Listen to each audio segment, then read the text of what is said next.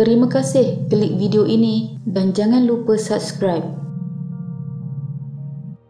Kematian anak boleh menjadi satu kehilangan yang paling menyakitkan. Walaupun kematian adalah satu perkara yang akan dilalui oleh semua individu, namun untuk kehilangan anak tersayang adalah sesuatu yang sukar untuk diterima dan akan menjadi igawan dalam kehidupan. Itulah yang dirasai oleh usahawan kosmetik Datuk Sri Vida yang juga dikenali dengan panggilan DSV, seorang yang sentiasa mengenang pemergian dua anak lelakinya, Muhammad Edi Zuhdi dan Muhammad Edri Zikri, yang maut dalam kebakaran pada tahun 2013.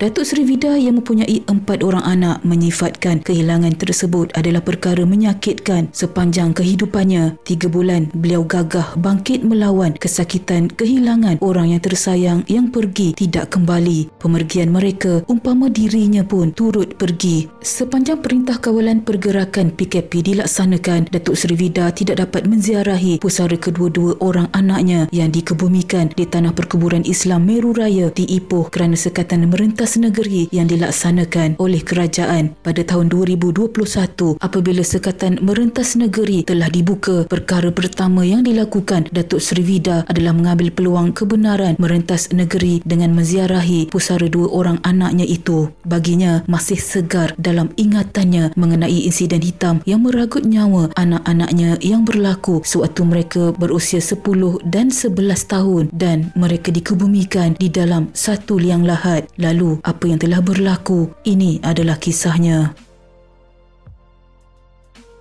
Pada tanggal 4 Ogos 2013 dalam bulan Ramadan dan lagi beberapa hari untuk menyambut Hari Raya Aidilfitri, rumah banglo 2 tingkat terletak di Taman Meru Ipoh milik jutawan ini terlibat dalam kebakaran. Rumah tersebut merupakan asrama tempat tinggal untuk kaki tangan lelaki yang bekerja dengan Datuk Sri Vida dan terletak hanya beberapa meter dari rumah yang didiami oleh Datuk Sri Vida sendiri. Sebelum kejadian, 4 orang anaknya baru pulang dari rumah anak yatim. Dipercayai mereka berbuka puasa bersama-sama pada hari tersebut, manakala Datuk Sri Vida pula berada di Pulau Pinang untuk lawatan cawangan. Dua anak Datuk Sri Vida yang merupakan mangsa dalam kejadian ini iaitu Allahyarham Muhammad Edi Zuhdi berusia 11 tahun dan Allahyarham Muhammad Edri Zikri berusia 10 tahun telah pergi ke rumah tersebut untuk bermain video game. Manakala dua lagi anak Datuk Sri Vida yang dikenali sebagai Cik B dan Kacak hanya bermain di luar rumah kerana malu untuk masuk ke dalam rumah tersebut, memandangkan ianya rumah bujang untuk pekerja mama mereka. Dalam kejadian kira-kira jam 9 malam, tiba-tiba Cik B ternampak abu berterbangan dan mula ternampak kepulan asap daripada satu sofa yang sedang terbakar di rumah tersebut. Cik B kemudian lari ke pondok pengawal keselamatan dan memberitahu bahawa ada kebakaran. Selepas itu dia mengetuk rumah jirannya untuk mendapatkan pertolongan. Mereka cuba memadamkan kebakaran menggunakan air paip, namun api terlalu besar untuk dipadamkan. Waktu itu, panggilan kepada pihak bomba telah dibuat. Kawasan kejadian dipenuhi oleh jiran-jiran serta pengawal keselamatan, namun tiada apa yang mampu mereka lakukan kerana api terlampau marak. Di dalam kekecohan tersebut, terdapat seorang pekerja Datuk Sri Vida yang telah menyelamatkan dirinya dengan terjun dari tingkat 2 banglo tersebut dan kakinya patah akibat dari usaha menyelamatkan dirinya itu. Pekerja itu kemudian memberitahu bahawa terdapat 3 mangsa yang terperangkap di tingkat atas banglo itu. 2 daripada mangsa adalah anak Datuk Sri Vida dan seorang pekerjanya. Tidak lama selepas itu, pihak bomba tiba untuk memadamkan kebakaran. Datuk Sri Vida juga telah dimaklumkan mengenai kejadian oleh salah seorang pekerjanya.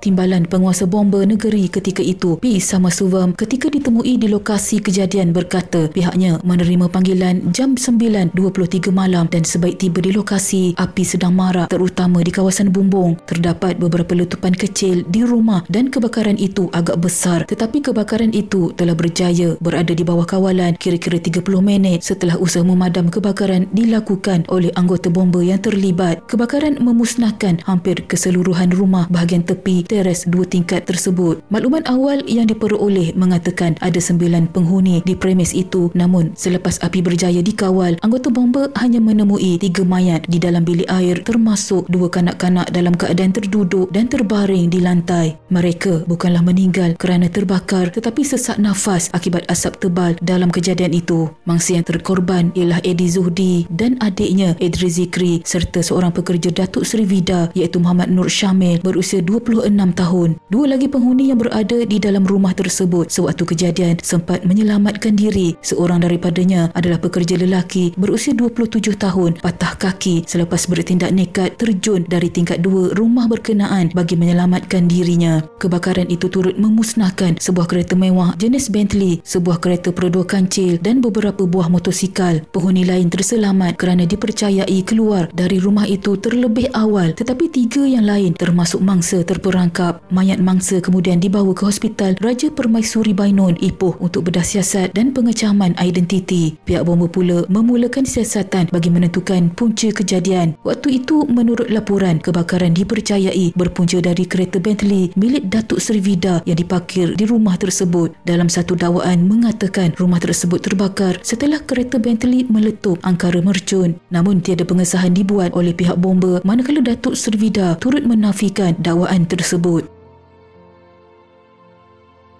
Datuk Seri Vida ketika menceritakan kembali detik ketika menerima kabar duka itu, beliau berada di Pulau Pinang dan panggilan telefon yang tidak akan dilupakannya sampai bila-bila itu masih terngiang-ngiang di telinganya. Seorang pekerjanya telah menelefon memberitahu rumahnya terbakar. Rumah yang mana? Tanyanya pada waktu itu sebelum diberitahu rumah itu di Meru Hill. Pekerja itu turut memaklumkan yang kereta Bentley miliknya meletup. Beliau mengaku terkejut namun segera menjawab tidak mengapa, apa boleh buat jika kereta ditakdirkan terbakar. Beliau perlu reda. Namun lebih mengejutkan apabila diberitahu yang anaknya berada di dalam rumah tersebut. Tanpa membuang masa, Datuk Seri Vida terus bergegas pulang dari Pulau Pinang turun ke Ipoh dalam masa 2 jam. Datuk Seri Vida tiba di lokasi kejadian jam 11.30 malam. Hatinya luluh melihat rumah tempat berlindung, rumah tempat tersimpannya sebegitu banyak kenangan mereka sekeluarga rentung dan hangus berpuing-puing. Lebih menyedihkan apabila mendapat tahu 2 orang anaknya terkorban dalam kejadian itu. Seorang pekerja yang terselamat dengan nekat terjun dari balkoni mendakwa melihat api marak di perkarangan luar sebelum rumah itu terbakar. Dia mendakwa ada mendengar bunyi satu letupan yang dipercayai dari kereta yang diletakkan di perkarangan rumah ketika turun untuk memeriksa. Bagaimanapun dia naik semula ke tingkat atas untuk memberitahu kepada 3 mangsa yang terkorban itu. Namun apabila pekerja itu naik ke atas, tiba-tiba saja suis utama meletup dan blackout manakala api marak. Dalam keadaan gelap, dia memimpin tangan mangsa Eddie Zuhdi dan Edri Zikri diikuti Muhammad Nur Syamil turun. Namun asap terlalu tebal maka mereka terpaksa naik semula. Khairul Anwar memberitahu dalam keadaan panik dia mengambil keputusan untuk terjun melalui balkoni di belakang rumah. Namun Muhammad Nur Syamil yang berada di belakangnya tiba-tiba berundur ke belakang lalu berlari masuk ke dalam tandas diikuti Eddie Zuhdi dan Edri Zikri. Waktu itu anak-anak Datuk Seri Vida yang dipimpin tangan olehnya meronta-ronta untuk dilepaskan daripada pegangan tangan. Dia tiada pilihan lain selain melompat daripada balkoni. Namun begitu, dia bernasib baik kerana terjatuh di atas sebuah kanopi di belakang rumah. Dia yang mengalami kecederaan patah kaki kemudian diselamatkan oleh mereka yang berada di lokasi kejadian.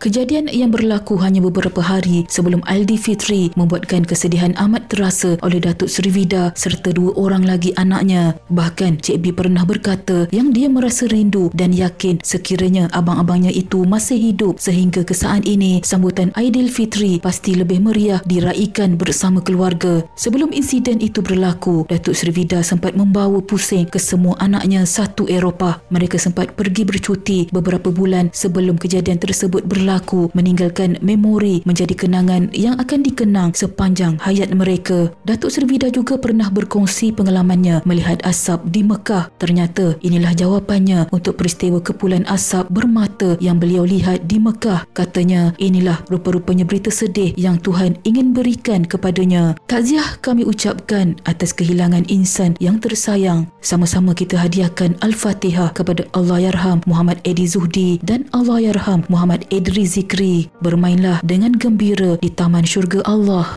Sekian.